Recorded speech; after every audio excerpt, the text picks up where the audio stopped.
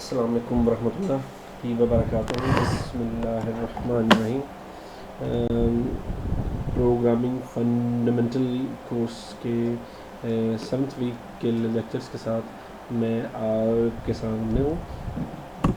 आज हम बात करेंगे कुछ अरेस की। ये जो अरेस का जो हमारा टॉपिक होगा, ये हमारा 2 वीक्स तक चलेगा। फर्स्ट वीक 7th वीक में हम सिंपल अरेस की बात करेंगे और उसके रिलेटेड कंसेप्ट्स की बात करेंगे।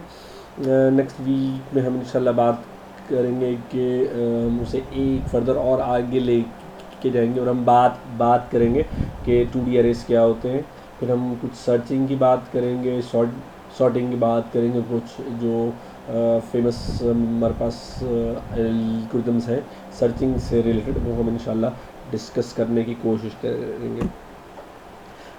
अभी तक हम पढ़ चुके हुए हैं सिलेक्शंस, हमने फ्लो चार्ट्स देखे थे, हमने एपिसोड कोड्स देखे थे, फिर हमने बात की थी कि सीक्वेंशियल एक आपका फ्लो क्या होता है आपके केस किसी भी प्रॉब्लम के अगेंस्ट उसके सॉल्यूशन का।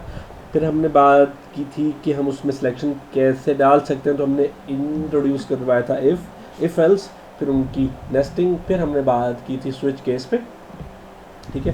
फिर हमने बात की थी कुछ रिपीटेड रिपीटेशंस की, फिर हमने बात की थी उसमें वाइल लूप की, डू वाइल लूप की और फॉर लूप की, और इसके साथ साथ हम बात कर चुके हैं कुछ डाटा टाइप्स की, कुछ मेमोरी कंसेप्ट्स की। आज हमने बात करनी है मेमोरी कंसेप्ट की ही है। आपके पास हम जब जैसे हम सिंपल वेरिएबल किया करते थे, हम करते थे इंट ए, तो क्या होता था कि मेमोरी में 2 बाइट का एक स्लॉट रिजर्व होती थी और उसका नाम होता था ए, और अगर हमने किया है a इज इक्वल टू 10, तो ये 10 यहाँ पे स्टोर हो जाया करता था। ठीक है जी। अच्छा, अगर हम करते हैं int b,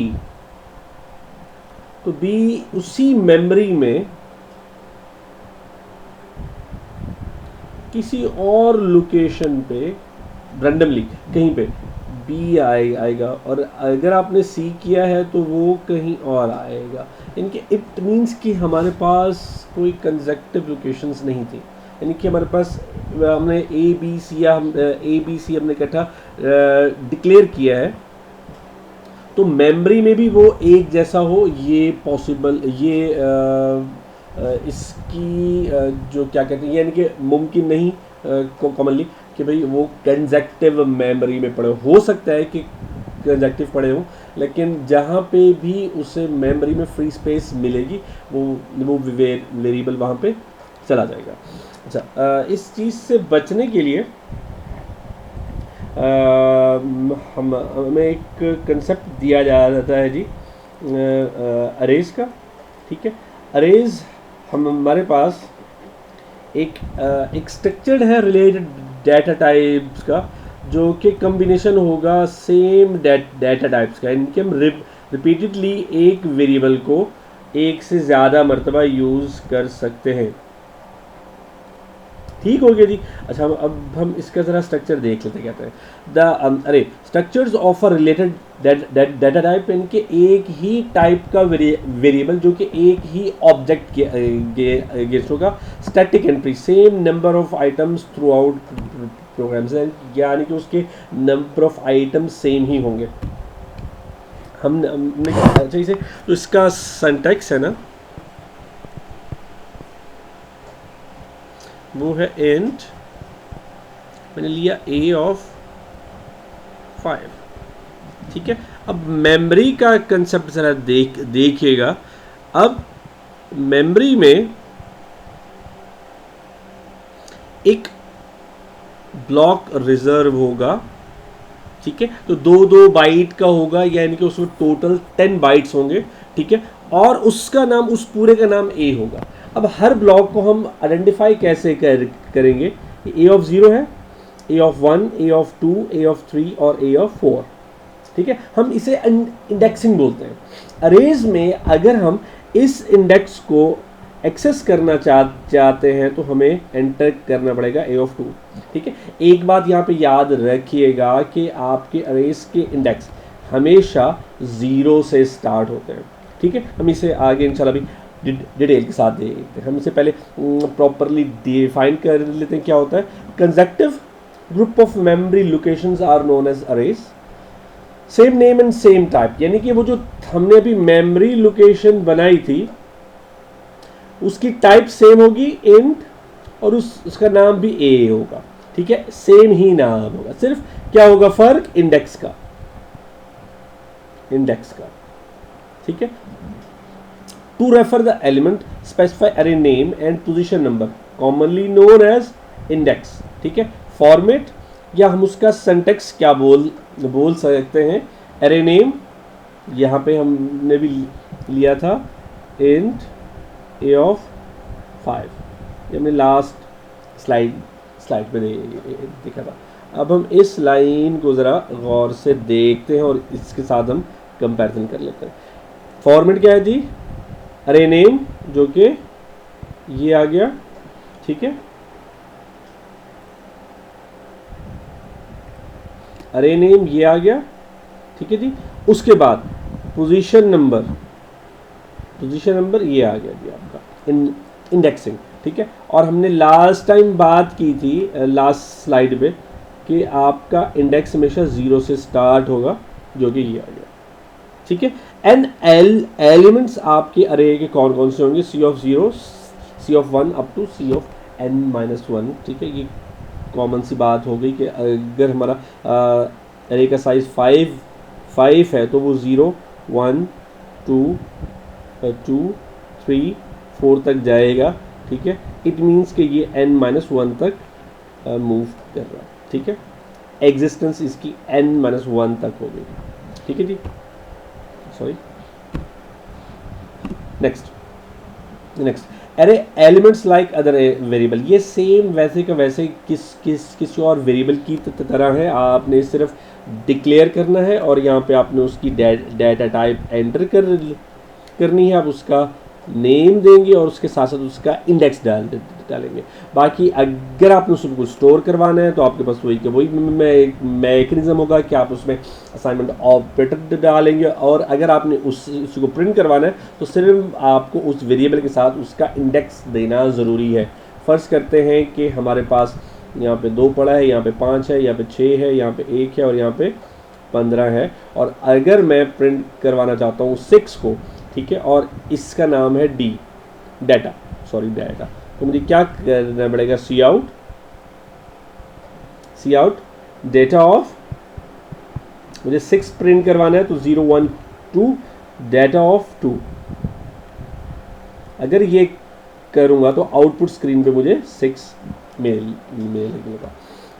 can perform operations, आप इस पर बिल्कुल आप इस पर ऑपरेशंस भी परफॉर्म कर सकते हैं। यानी कि आपने लोकेशन दी 5-2, ठीक है, ये आपकी किसी न किसी कंडीशन पे डिपेंड कर सकता है कि आपको कभी ऐसा करना पड़ जाए तो आप बिल्कुल आप इंडेक्सिंग पे भी अपनी मल्टीप्लिकेशन डिवीजन जो भी आप ऑपरेशन परफॉर्म करना चाहें वो आप कर सकते हैं। अरे अब होता कैसे है, note that all the element of the अरे हैव द सेम नेम सी। अब इसका अगर आप देखें तो नेम सेम है जी सी, ठीक है, उसका इंडेक्स चेंज है। इंडेक्स कैसे चेंज है, इंडेक्स ऐसे चेंज है जी, इंडेक्स ऑफ 0 1 2 3 4 5 6 7 8 9 10 11, ठीक है। अब ये सी ऑफ 12 है, उसकी रिप्रेजेंटेशन है और उसका डाटा एलिमेंट जो यानी कि हमने यहाँ पे स्टोर किए हुए हैं। अब डिक्लेयर कैसे किया जाता है उसे हम ऑफिशियली डिफाइन कर लेते हैं। When declaring arrays specify the name of that अरे, टाइप ऑफ दैट अरे, यूजली आप उसकी डाटा टाइप मेंशन करेंगे और द नंबर ऑफ एलिमेंट्स, कि आप उसमें कितने एलिमेंट या उसकी कितनी कैपेसिटी चाह रहे हैं, यानी कि आपको उसमें कितनी स्लॉट्स चाहिए या आपको उसकी टोटल इंडेक्स कितना होना चाहिए, ठीक है जी। ये उसका इंडेक्स हम पहले बात कर चुके हुए, अरे नेम और ब्रैकेट्स में बड़ी ब्रैकेट हम इसे बोलते हैं अपने अलजेब्रा में, उसमें आप एरे का साइज दोगे int c ऑफ 10, यानी कि इसका मतलब ये है कि आपने इंटीजर टाइप के 10 ब्लॉक्स मेमोरी में रिजर्व करवा दिया और उसका नाम आपने रखा c। इसके साथ साथ फिर आपने किया फ्लोट d ऑफ 3284। इसका मतलब ये है कि आपने मेमोरी में 3284 स्लॉट्स आपने रिजर्व करवाई हैं with the name of D, और उसकी टाइप होगी जो यानी कि वो डाटा होल्ड कर सकता है वो होगा फ्लोट टाइप का। ठीक है जी।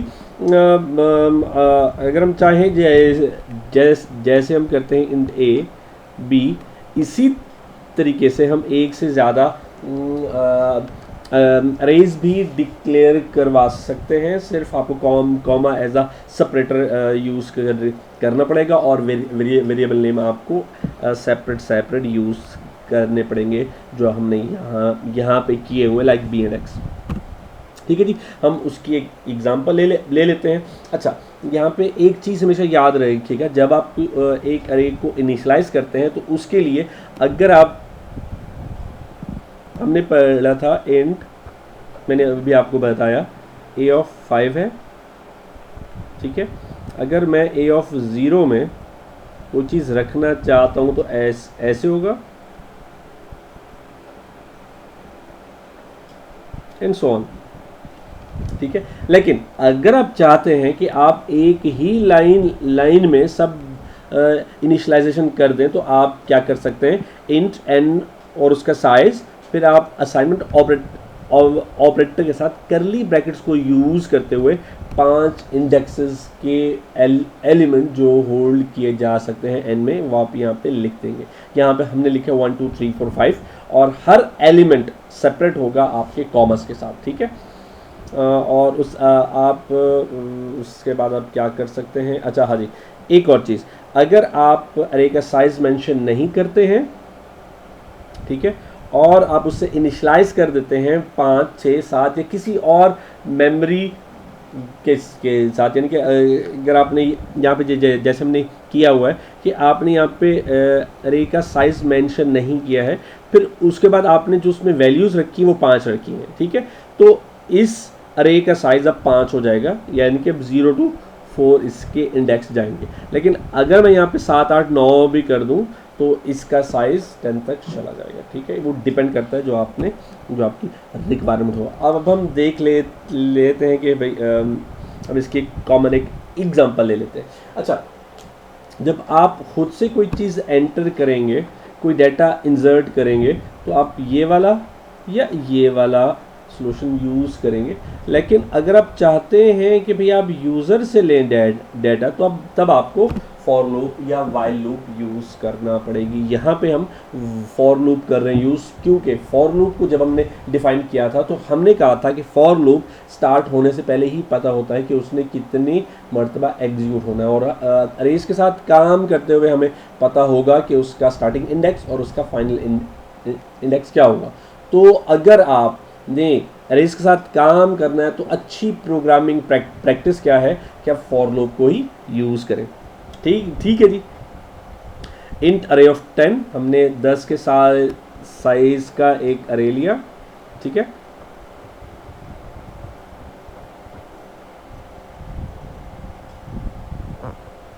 ठीक हो गया जी, और उसका हमने नाम रखा ARY अरे, ठीक है। फिर हमने फॉर लूप लिया आई ऑफ 0, क्योंकि हमारे इंडेक्स होने 1 0 1 2 3 4 5 6 7 8 एंड 9। हमारा जो लूप चलेगा वो 0 to 9 होगा, 0 to 9। आई जब तक लेस देन है 10 से तो हम आई प्लस प्लस करते रहेंगे, ठीक है। और सॉरी, यहाँ पे एक टाइपिंग मिस्टेक है, यहाँ पे हमने एरे लिखना था जो कि n हो गया, ठीक है। तो सॉरी, यहाँ पे आप डाल यानी कि इंसर्ट कीजिएगा ARY ऑफ i, ठीक है जी। इससे होगा क्या कि आपके यहाँ पे डाटा गेट होता जाएगा और यहाँ पे स्टोर होते रहेंगे, ठीक है जी। अच्छा जी, उसके बाद हम क्या कर रहे हैं, जो वैल्यूज़ है यहाँ पे हम CN भी लिखना भूल गए, ठीक है। ये थोड़ा सा आप इसे करेक्ट कर लीजिएगा, ठीक है जी। हाँ, मैं इसे एक दफ़ा कर ही दूँ, चलिए मैं इसे बाहर, लेकिन यहाँ पे आप सी इन और अरे ऑफ आई, और जो जो आप डाटा एंटर करते रहेंगे ये यहाँ पे स्टोर होता जाएगा। और अगर आपने उन्हें शो करवाना है, प्रिंट करवाना है यूज़र को, तो आप उसे इस लिहाज से प्रिंट भी करवा सकते हैं, ठीक है जी। हम इसकी आउटपुट चेक कर लेते हैं। हमारे पास एलिमेंट ऐसे हैं और हमारे पास वैल्यूज़ ऐसे हैं जो हमने यहाँ पे शो करवा दिए, ठीक है जी। एक और एग्जांपल, हम इनिशियलाइज करेंगे और उसे डिक्लेयर करेंगे एक ही पॉइंट पे।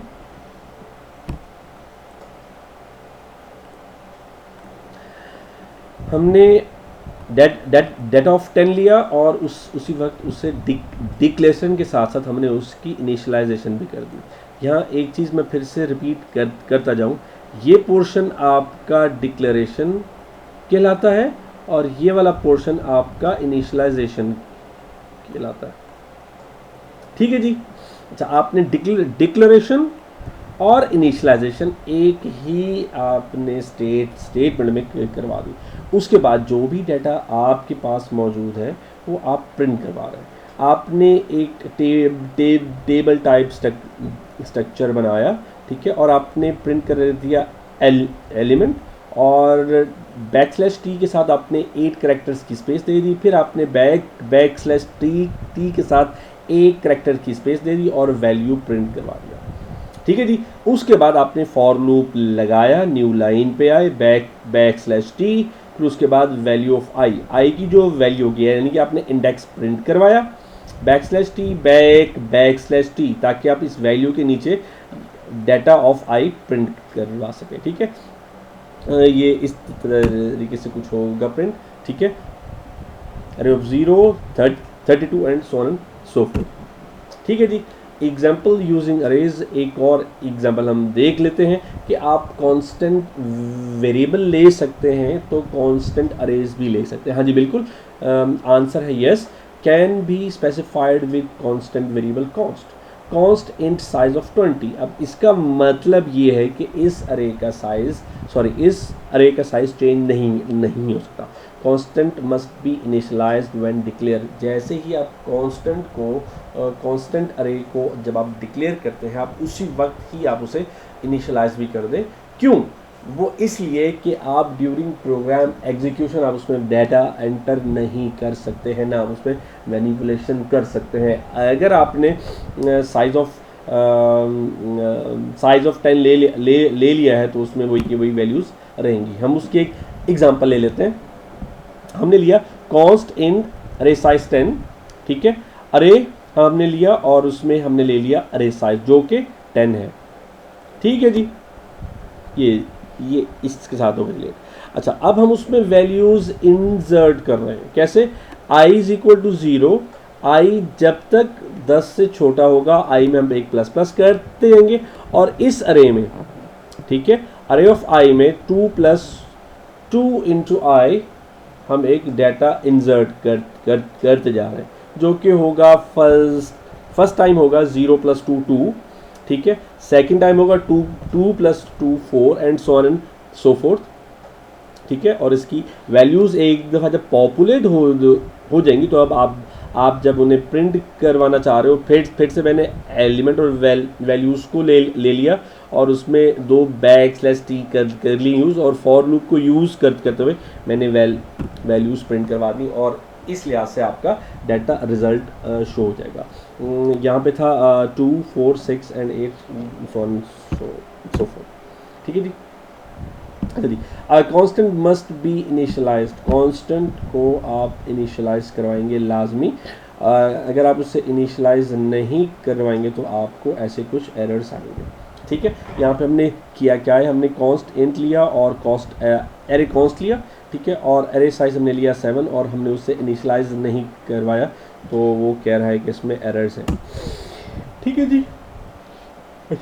अब एक हमने एरे लिया है, ये एक प्रोग्राम है जो कि आपको शो करेगा सम ऑफ एलिमेंट्स। एक एरे में जितने भी एलिमेंट्स हैं उन सब का सम ले लेगा। हमने किया क्या है, हमने इंट अरे साइज 10 लिया और उसे हमने इनिशियलाइज करवा दिया यहाँ पे। जैसे ही वो इनिशियलाइज हो गया तो हमने एक वेरिएबल लिया int total is equal to 0, हमने इसे सम करना है सिर्फ, ठीक है। फॉर लूप के साथ हमने किया क्या कि हमने टोटल में तमाम अरेज की वैल्यूज एड अप करनी। वो कैसे होगा, ठीक है। इंट 0 हम लेते हैं 4 के साइज का ले रहे हैं 5, 6, 2 और 10। हमने रैंडमली कुछ वैल्यूज़ ले लिए, सॉरी ये 40 हो गया, चलो हम इसे 40 बना लेते हैं और इसे हम कर लेते हैं 15, ठीक है। अच्छा टोटल में था हमारे पास 0, i 1 है और 0 है। अच्छा i जो कि 0 है, 0 10 से छोटा है, मैं यहाँ पे 10 लिख लेता हूँ, ठीक है। 0 10 से स्मॉल है, कंडीशन ट्रू। जैसे ही ट्रू होगी हम यहाँ पे आएंगे, ठीक है। अब जब हम यहाँ पे आएंगे तो टोटल में 0 था, उसमें हमने ऐड कर दिया a ऑफ जो कि हमारे पास a ऑफ 5, a ऑफ 0 जो कि है 15, ठीक है। अब t में आ गया 15, यहाँ पे आए i प्लस प्लस i 1 हुआ, i लेस देन अरे, ठीक है जी। सॉरी ये हमारे पास यहाँ पे मौजूद है, आप इसे ये छोड़ें, आप ये वाला कंसिडर करें। हमारे पास अब टी में हो गया 1, ठीक है। अब 2 सॉरी आई हमारा हो गया 1 लेस देन 10, कंडीशन ट्रू है। तो टोटल में पहले क्या था हमारे पास 1 प्लस किया हमने 2, तो अब टी में क्या आ गया 1 प्लस 2 इज इक्वल टू 3, ठीक है। और ये प्रोसेस चलता जैसे ही हमारे पास i इज इक्वल टू 10 होगा, i less than 10 condition false होगी और हम इस पॉइंट से यहाँ पे आ जाएंगे। यहाँ पे जैसे ही आएंगे तो हमने यहाँ पे एक स्टेटमेंट दी हुई है, total number of arrays element values is total, जो हमने यहाँ पे कैलकुलेट किया है, ठीक है। जो कि यहाँ पे जब हमने इस प्रोग्राम को रन किया है तो हमारे पास आंसर आ रहा है 55, ठीक है। एक और एग्जांपल है जी, हम हिस्टोग्राम बना रहे हैं। हिस्टोग्राम हमारे पास कुछ चार्ट्स होते हैं।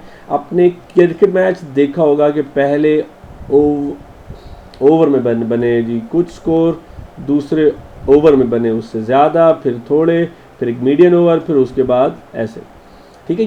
ये बार चार्ट है, ठीक है। स्टैटिस्टिक्स के लिहाज से मैंने हिस्टोग्राम होते हैं, ठीक है। हम सेम ऐसे तो C++ में जनरेट नहीं कर सकते अभी इस लेवल तक। हम किसी स्पेशल सिंबल को यूज़ करते हुए इससे मिलती जुलती कुछ डायग्राम्स बना सकते हैं, ठीक है। तो हम एक हिस्टोग्राम बनाने के लिए जा रहे हैं।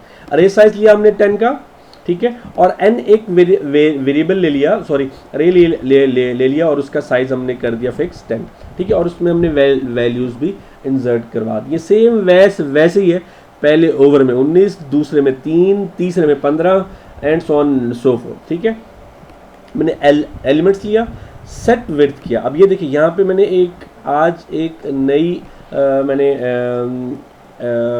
प्री प्रोसेसिव डायरेक्टरी यूज़ की है, या एक इंक्लूड फाइल इंक्लूड की है आयो मेन IP। इससे होगा क्या कि मैं अपनी कंसोल स्क्रीन की विड्थ को सेट कर रहा हूँ कि वो 13 पे हो जाए, ठीक है, और उसकी नेक्स्ट हो जाए 17। एलिमेंट्स के बाद वैल्यूज़ और फिर हिस्टोग्राम। एलिमेंट्स और वैल्यूज़ के दरमियान 13 कैरेक्टर्स का डिफरेंस होगा, और वैल्यूज़ और हिस्टोग्राम के दरमियान 17 का होगा डिस्टेंस। सेम देखें, एलिमेंट्स के बाद ये जो आपके पास गैप आ रहा है और वैल्यूज़ के बाद ये जो गैप आ रहा है, ये हमारे पास सेट विड्थ 13 और सेट विड्थ 17 की वजह से आ रहा है, ठीक है जी। उसके बाद हमने डाटा प्रिंट करवाना है तो हमें फॉर लूप को यूज़ करना पड़ेगा। फॉर लूप को हमने किया use i = 0 up to less than size और i प्लस प्लस। फिर हमने सेट की विड्थ कि हमारे पास i की वैल्यू कहाँ प्रिंट होनी चाहिए, ठीक है जी। फिर हमारे पास जो एलिमेंट आना है, जो इंडेक्स पे वैल्यू होगी, लाइक यहाँ पे शुरू में 19 होगा तो 19 का हमें प्रिंट हो, ठीक है। उसके बाद हमें हिस्टोग्राम, यानी कि अगर 19 है तो हमें 19 स्पेशल कैरेक्टर्स चाहिए, ठीक है। उसके लिए हमें एक और लूप यहाँ पे लगाना पड़ेगा, जो हम यहाँ पे j को 0 से लेकर less than size of that element हम प्रिंट करवा रहे हैं, ठीक है, और i++, ठीक है, और वो स्पेशल कैरेक्टर हम कर रहे हैं स्टैटिक। अब यहाँ पे क्या होगा, 0 प्रिंट होगा, 0 इंडेक्स है, ठीक है, उस पर वैल्यू पड़ी हुई है 19 और उसका हिस्टोग्राम 19 का होना चाहिए, जो कि हमने लिखा 1 2 3 4 5 6 7 8 9 10 11 12 13 14 15 16 17 18 19। इस तरीके से आपका चार्ट बन गया है। और अगर आप सिंपल इसी मॉड्यूल को देखें, ये सेम टू सेम आपके क्रिकेट मैच के जो आपके बार चार्ट्स आते हैं, ये वैसे का वैसे ही है, ठीक है। एक्स एक्सिस और वाई एक्सिस के लिहाज से आप इसको देख लेंगे, ठीक है जी। अच्छा, अब हम एक ऐसा प्रोग्राम देख रहे हैं कि हम डाइस को रोल करते हैं 6000 टाइम्स और उसके रिजल्ट्स को सेव कर लेते हैं, ठीक है।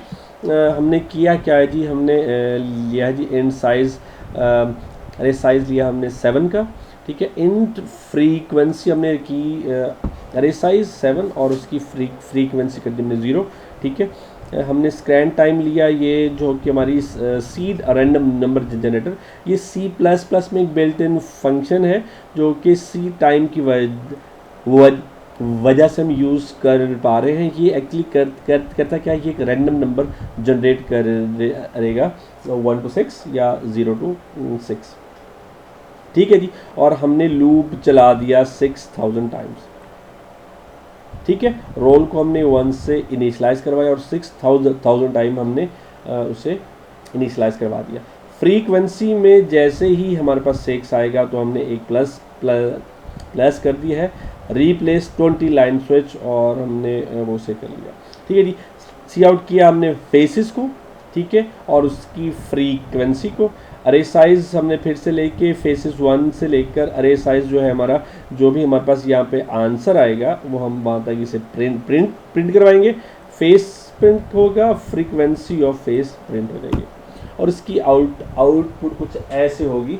फेसिस मतलब यानी कि आपके पास 1 आया 1003 टाइम्स, 2 आया 1004 टाइम्स, एंड सो फोर्थ। आप इस कोड को कॉपी पेस्ट कीजिएगा और अपने पास डेव सी पे जब आप इसे प्रिंट करेंगे, जब आप इसे पेस्ट करके रन करेंगे तो आपको शायद इससे अलग आंसर मिले, क्योंकि रैंडम नंबर जब मैंने यानी कि किया था जनरेट, तो 1 कुछ और टाइम्स उसने किया कैलकुलेट, 2 की श्योर टाइम, क्योंकि C++ का built in function random number कर रहा है जनरेट, तो आपको वैल्यूज़ में फ़र्क आ सकता है। रैंडमली आ रहे हैं, ये कोई फिक्स नहीं है। अच्छा, ये एक प्रोग्राम है जो कि स्टूडेंट्स के पूल को लेके उनके रिजल्ट्स शो करवाएगा, ठीक है। सिंपल सा क्वेश्चन है। मैंने कांस्टेंट लिया आपका रिस्पॉन्स साइज 40 का, फिर मैंने कांस्टेंट लिया फ्रीक्वेंसी साइज 10 का, ठीक है। अब मैं सर्वे प्लेस कर रहा हूँ जी, इंट रिस्पॉन्स, और उसमें मैंने रख दिया रिस्पॉन्स साइज जो कि 40 का है, ठीक है, और उसमें मैंने वैल्यूज़ भी इंसर्ट करवा दी, ठीक है, क्योंकि हमने कांस्टेंट की डिक्लेरेशन के साथ साथ हमने इनिशियलाइजेशन फ़ौरन ही करनी होती है, इसलिए मैंने वहीं पे उससे इनिशियलाइज करवा दिया, ठीक है। इंट फ्रीक्वेंसी, ठीक है, इंट फ्रीक्वेंसी में मैंने फ्रीक्वेंसी साइज डाल दिया, ठीक है जी, और उसके बाद मैंने एक वेरिएबल ले लिया आंसर ऑफ, और उसमें रखा 0। आंसर जब तक छोटा होगा रिस्पॉन्स साइज के, जो कि बराबर है 40 के, मैं आंसर में एक प्लस करता रहूँगा, ठीक है। और ये जो मैंने वेरिएबल एक अरे लिया है फ्रीक्वेंसी में, मैं प्लस करता जा रहा हूँ रिस्पॉन्स ऑफ आंसर, ठीक है। इससे होगा क्या कि आपके जो रिस्पॉन्सेज हैं और जो उनकी वैल्यूज़ हैं वो अरे में आती रहेंगी। फ्रीक्वेंसी डिटरमाइन करेगी एलिमेंट है उसमें इंक्रीमेंट हो रहे हैं या डिक्रीमेंट हो रहे हैं, ठीक है। जो भी इसका रिजल्ट आएगा, ठीक है, मैं उसे कुछ ऐसे प्रिंट करवा रहा हूँ। ये मैंने एक हेडिंग दे दी है, हेडिंग देने के बाद मैंने उसे प्रिंट करवा दिया, रेटिंग्स, फ्रीक्वेंसी और उसका डाटा, ठीक है, अरे का, और बैकस्लैश न्यू लाइन करने के लिए इसका होगा कि A 2 times 5 times 6 11 times repeat हुआ है, ठीक है जी। आप अगर आप अच्छा जी, एक और चीज़, इंट ऑफ A ऑफ 5, ये एक ऐसा अरे है जो कि इंटीजर टाइप की वैल्यूज़ को होल्ड करेगा। फ्लोट ऑफ B ऑफ 5, ये एक ऐसा अरे है B जो कि फ्लोट टाइप की वैल्यूज़ को होल्ड करेगा। इसके अलावा बिल्ट इन जो हमारे पास डाटा टाइप है वो है स्ट्रक्चर, सॉरी करैक्टर, ठीक है। अब करैक्टर के कॉम्बिनेशंस को हम स्ट्रिंग बोल सकते हैं, अरेज ऑफ करैक्टर्स, ठीक है। हम आपका करैक्टर एंड कहाँ पे होगा, जब हम नल देंगे, ठीक है। करैक्टर लिया स्ट्रिंग 1 और उन्होंने उसका साइज नहीं दिया, हेलो HELLO, और एंड में नल, ठीक है। इससे होगा क्या कि आपका एक स्ट्रिंग होगा यहाँ पे HELLO, ठीक है, और यहाँ पे आपका नल स्टोर हो जाएगा, ठीक है जी। सेम वही का वही कर सकते हैं, ठीक है। आप इसकी एक एग्जांपल देख लेते हैं, ठीक है। इंट स्ट्रिंग ऑफ 20, ठीक है, इंट स्ट्रिंग 2, और उसमें आपने स्ट्रिंग वैसे ही दे दी है, ठीक है जी।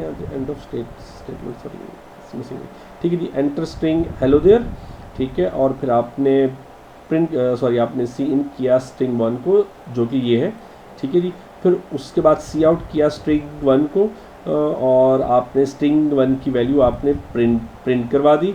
उसके साथ साथ बैकस्लैश एन के साथ आपने स्ट्रिंग 2 की वैल्यू प्रिंट करवा दी, ठीक है। String 1 with spaces between characters is, यानी कि आपने दोनों स्ट्रिंग्स लिए हैं लेकिन अब उसका आपस में कोई स्पेस नहीं है, ठीक है। तो आपने सी आउट आपने भी किया, यूज़ किया है लूप को, लेकिन यहाँ पे आपने लेस देन ऑपरेटर नहीं डाला है। आप अपने स्ट्रिंग ऑफ आई को नॉट इक्वल्स टू 5, यानी कि जब तक आपको 5 नहीं मिलता या नल नहीं मिलता, आप उस वक्त तक ये लूप एग्जीक्यूट करते रहेंगे और आई की वैल्यू प्रिंट करवाएंगे, और ये स्पेस जो है यहाँ पे इसकी वजह से पहली वैल्यू दूसरी से अलग हो जाएगी, ठीक है। और उसका स्ट्रिंग ओरिजिनल फॉर्म में, ठीक है, और उसके बाद आपने स्ट्रिंग 1 फिर से आपने प्रिंट करवा दिया। हम इसकी तरह आउटपुट देखते हैं। Enter the string hello there, ठीक है। यहाँ पे जो यूज़र ने एंटर किया वो ये आया, ठीक है। उसके बाद अब स्ट्रिंग 1 क्या है, हेलो, और स्ट्रिंग 2 है स्ट्रिंग लिटरल्स जो हमने यहाँ पे दिया था। स्ट्रिंग 2 क्या है, स्ट्रिंग लिटरल्स, ठीक है। फिर आपने स्ट्रिंग 1 को विद स्पेसेस करवाया था, HE, अच्छा यहाँ पे स्पेस है, H space E space L space L space O। हम अगर गौर से देखें तो ये यहाँ पे हम स्पेस प्रिंट करवा रहे थे, ये वाला लाइन, ठीक है जी।